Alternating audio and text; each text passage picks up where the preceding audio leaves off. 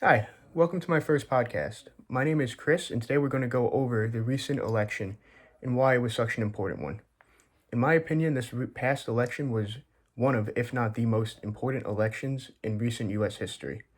To start off, this election has divided this country. According to PBS, 75% of Americans thought this election would determine the fate of our democracy. More Democrats than Republicans thought that, but still both sides said it when they were polled about it.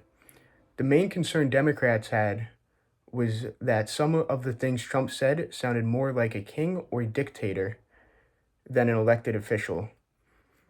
On the opposing side, Republicans' main concern seemed to be how the Biden administration has been abusing its power. This election has had some unexpected twists. The main twist was Biden dropping out, in my opinion. He was the only nominee to drop out after winning primaries and the first incumbent president to withdraw from a re-election race since 1968.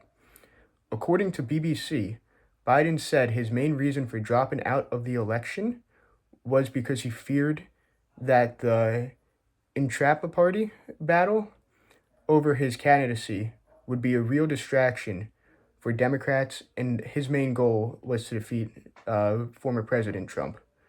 Later on in this article, he states that he had no real mental health problems and that his poor debate performance was due to him being ill. He went on to say how he plans to help Kamala and he will do whatever she felt will help her the most.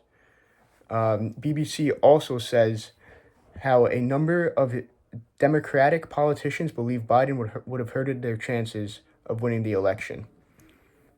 To further complicate things, Biden dropped out of the election with only 97 days before the election. According to Barron's.com, there was simply not enough time to return the primaries for the Democratic Party, or to rerun the primaries for the Democratic parties. Barron's has taken the stand the Democrats skipping the primaries and just putting Kamala in they took the stand that it was a tactical move that needed to be done due to the time frame. They picked what they thought would be the strongest candidate that they had. This election seemed to be the most publicized, in my opinion. I personally never seen so many political signs placed in front of houses or cars driving around with writing on their cars or flags on their cars, stuff like that. To me, I found this to be pretty amazing because there's so many people exercising their freedom of speech, and so many Americans felt the need to make their voices heard. Regardless if you were a Kamala or Trump supporter, it is amazing to see that how even though our country was divided, people still showed what they believed in. And 99% of people respect other people's opinions. They might not have agreed with them, but most of the time people were respectful to each other. So I thought that was pretty interesting. For such an important election, there really weren't many debates that were held. Trump only had one debate with Biden and one debate with Kamala. Even though the September 10th debate was supposed to be between Trump and Biden, that didn't happen because obviously Biden withdrew. So instead, Trump debated with Kamala. Even though Biden said his poor debate performance was because he's feeling under the weather, which we went over, he still agreed to the debate with Kamala. According to ballotpedia.org, at different points, Trump said he was willing to debate Kamala 2 more times, and Kamala also agreed to another debate, but they only had this singular debate. Trump eventually declined. Another interesting fact about this election was that for the first time since 1987, when the Commission on Presidential Debates was formed, that the nominees did not participate in their sponsored debates. Of course, this podcast wouldn't be complete without talking about the attempted assassination on Trump. That happened July 13th at 6:11 p.m. There was a few shots that rang out, and Trump just so happened to turn his head, nearly missing the shots, and he got shot in one of his ears. Uh, Trump was very lucky that night to live, and he still stood up after being shot. In my opinion, it helped his chances of reelection. And on a side note, he went back when he went back like to the same election. I'm sorry, the rally, the same location. I thought it was kind of funny how he stood up. It was like as I was saying and pointed to the same charts again. Uh, to further complicate this election, we had one of the candidates facing many charges. Obviously, it was Mr. President Trump. Uh, he was charged with 34 accounts of falsifying business records. Whether you like Trump or not, the amount of stress he was under during this time was unprecedented because he's rerunning and also all the charges he's dealing with. Many people believe that it was a tactic the Democrats used to try to distract him from the election. It may also they also made him look less favorable because he was a felon.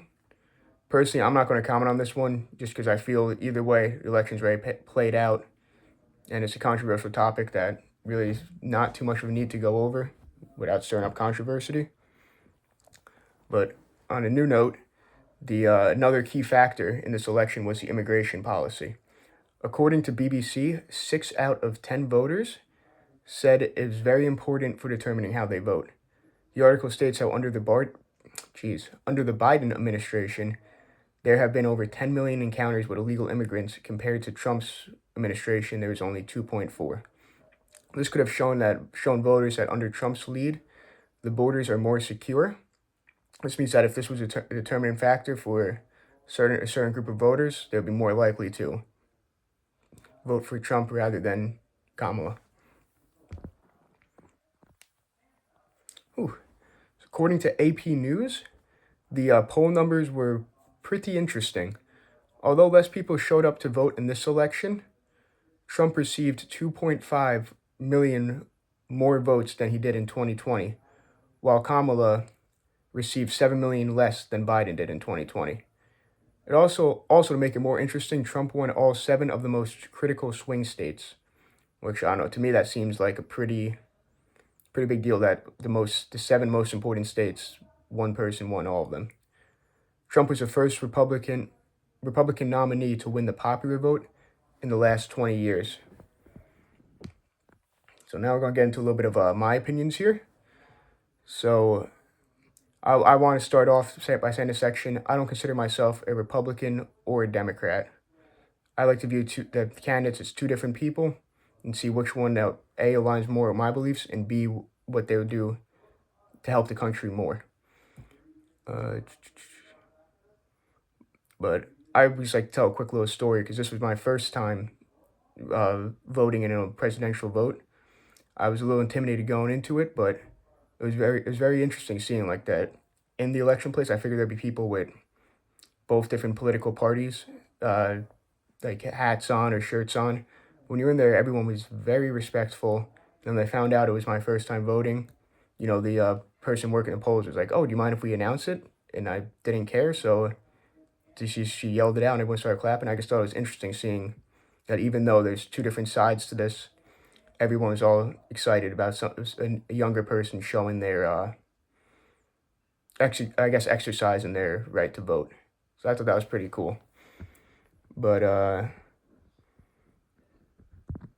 I do believe, though, that this was the most important election in recent history.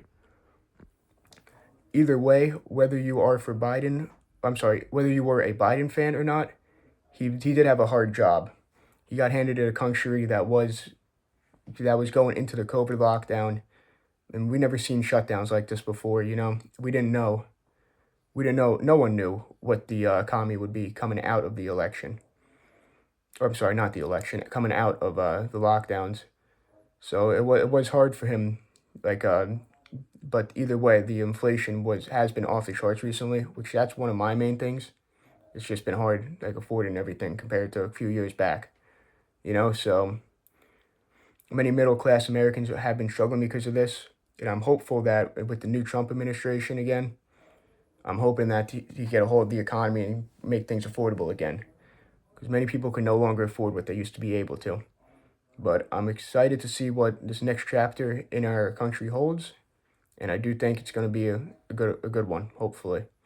Well, either way, that's all I had. So I hope you guys enjoyed listening to my podcast, and I hope you were able to. I hope I was able to show you why this election is was so important, and some of the determining factors why.